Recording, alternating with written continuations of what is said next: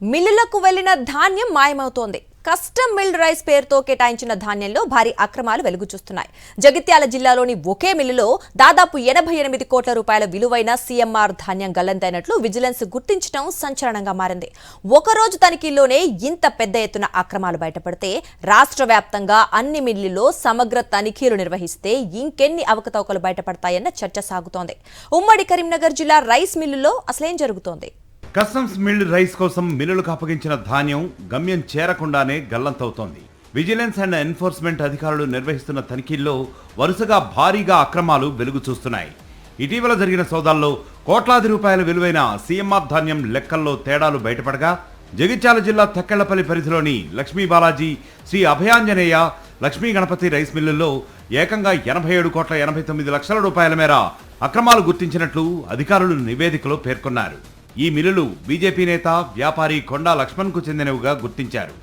గతంలోనూ పౌర సరఫరాల బియ్యం అక్రమాల ఆరోపణలు ఎదుర్కొన్న అదే మిల్లులో మళ్లీ ఇలాంటి అవకతవకలు బయటపడటంపై అనుమానాలు వ్యక్తమవుతున్నాయి. విజిలెన్స్ అధికారులు తమ నివేదికను జిల్లా కలెక్టర్కు సమర్పించారు. అయితే గతంలో పలుమార్లు అక్రమాలకు పాల్పడ్డట్లు ఆరోపణలు ఎదుర్కొన్న మిల్లులకు మళ్లీ సీఎంఆర్ ధాన్యం ఎలా కేటాయించారన్న ప్రశ్నలు వినిపిస్తున్నాయి. ఈ వ్యవహారంలో సంబంధిత అధికారుల పాత్రపైన కూడా చర్చ సాగుతోంది.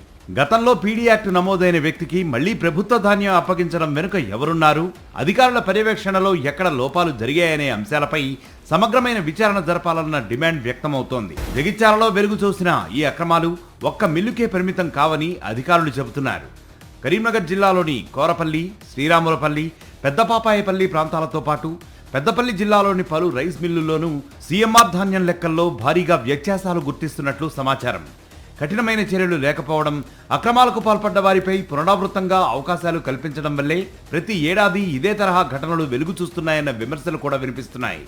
అక్రమాలకు సహకరించిన అధికారులపైన ప్రభుత్వం క్రిమినల్ చర్యలు తీసుకుంటుందా, రాష్ట్ర వ్యాప్తంగా అన్ని సీఎంఆర్ మిల్లుల్లో సమగ్ర తనిఖీలు చేపడుతుందా అన్నది ఇప్పుడు ఆసక్తికరంగా మారింది. మరిన్ని అప్డేట్స్ కోసం ఛానల్ ను సబ్స్క్రైబ్ చేయండి. నోటిఫికేషన్స్ కోసం బెల్ ఐకాన్ పై క్లిక్ చేయండి.